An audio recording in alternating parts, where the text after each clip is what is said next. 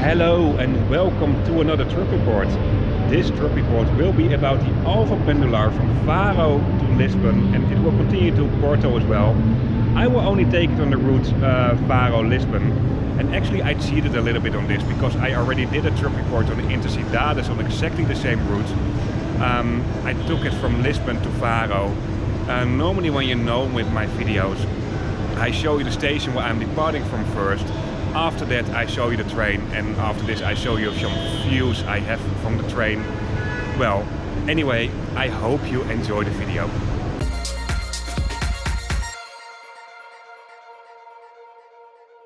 I'll start this video with a quick comparison between train, car and plane. The left side is about the entire route that I'm taking, so from Faro to the Netherlands, and the right side is about this specific part of the route, so from Faro to Lisbon. This is the railway station of Faro in the south of Portugal, in the Algarves. For all long distance trains that do stop here, this is a terminal station. The station is not big at all. Within the station you will find one shop, what was closed on the 1st of January when I shot this part of the video, a ticket desk and a waiting area. Information about departing trains will be given on these papers. There are no digital departure screens here. At least I didn't find them. You'll find some more facilities when you leave the main building. For example, when you go to the platform and turn to your left, you will see a storage and luggage room, what was also closed on the 1st of January. On the other part you find a bar called Intercidades, a public toilet and some place to put your bike. The most of the trains that do stop here are local trains. They will go to Villarreal de Santo Antonio and Lagos, which is the other way around. Well, I made trip reports on both of these routes and I will upload them soon on my channel. Most long distance trains do depart from platform 4, 5 or 6. The platforms 1, 2 and 3 are mainly for local trains, at least this is my experience. When you want to go to platform 2 or 3, you have to cross the tracks like this. But I'll be traveling with one of these today. This is the Alfa Pendular, the fastest train in Portugal, and it's a tilting train. These trains are produced in 1999 and have been refurbished in 2017. They do have a total capacity of 301 passengers. Because this is a tilting train, they can take curves at a higher speed. Well, this is a graph that will show more or less how this Pendolino tilting system works. On the outside of the train you can see something of this tilting mechanism as well. Well, I have trip reports on more tilting trains, but no Pendolino trains. The other tilting trains are toggle trains, and in a way I like tilting trains, but this specific tilting train, well, I don't know. I personally think a trip of 3 hours is long enough on these trains. This, while the general comfort level is really good. On the outside of the train the carriage numbers have been clearly written. Apart from that, you will find digital screens that also give the carriage number and the route of the train. I did a trip report on the same route as well with the Intercidades train, and those trains are a lot more basic, but still, these trains are also pretty nice. The main difference between the Intercidades and the Alfa Pendular is of course the speed and the Pendolino system, so the tilting system. But another thing is that the Intercidades makes more stops along the way. And besides that, these trains will go a little bit slower. This is one of the Intercidades you can see here on the video. When you're watching this on YouTube, the trip report on the Intercidades might be popping up on your screen right now. But I'll be traveling with one of these today, the Alfa Pendular.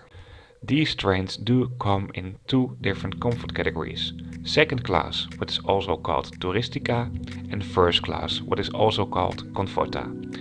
When you walk through the train, at the beginning of each carriage, the carriage numbers are clearly marked. I'll start off with showing you the second class or Touristica. This second class comes in a 2x2 configuration, so 2 seats on both sides of the aisle. By the way, I use a gimbal for my camera, so it means my camera is straight all the time. When it looks like, for example here, the camera is not straight, it is just the train that is going through a curve. At the end or beginning of each open compartment, you will find lots of space for your luggage. I'll show you more in a bit. You will find some chairs in second class that do have solo seats, like you can see here.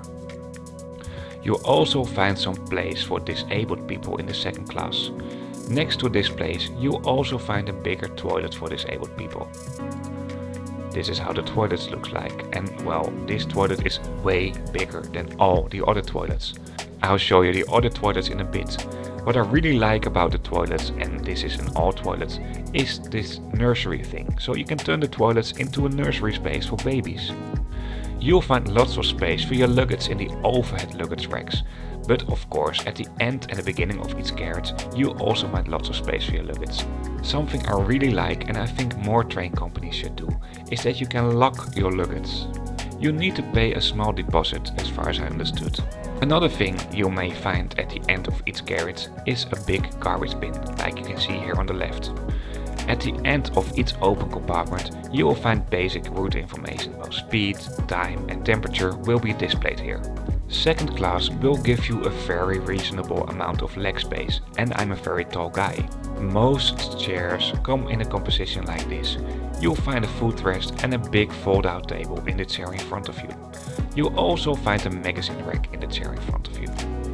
All seats do have their own power plug, and in the chair in front of you, you'll also find a small garbage can. By the way, all tickets do include a seat reservation.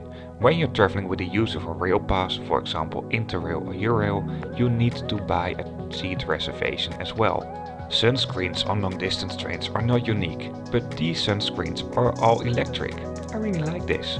Although I didn't try it out, all chairs do have an entertainment system. You can find it in the armrest.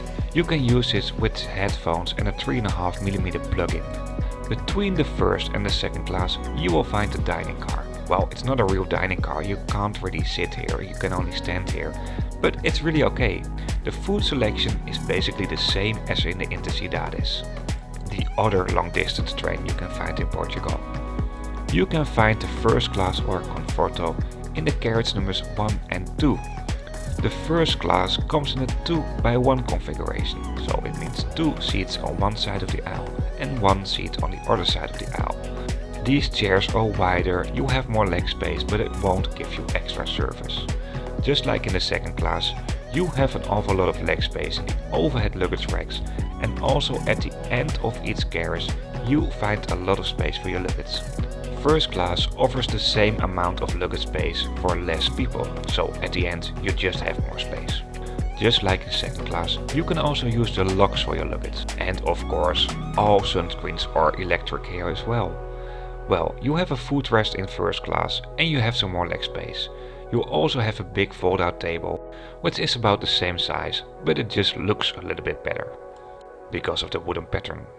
You also have power plugs in first class. Well, it's just at the same spot as in the second class. Another thing you won't find in second class is this coat hanger. And last but not least, I'll show you the toilets for non-disabled people. You can also turn this into a nursery space. Well, from here I will show you some views from the train. Like I said in the beginning, the views are from Lisbon to Faro, so the title of this video is a little bit wrong.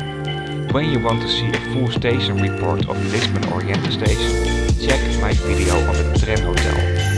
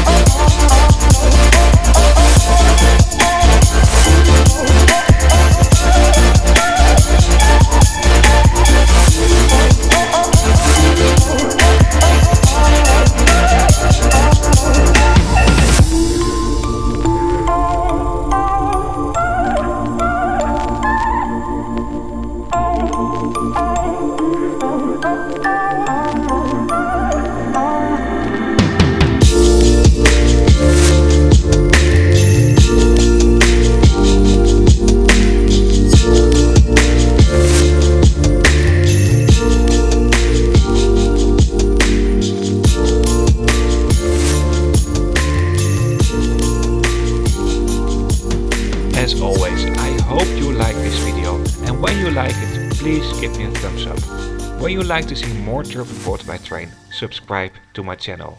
See you on my next video.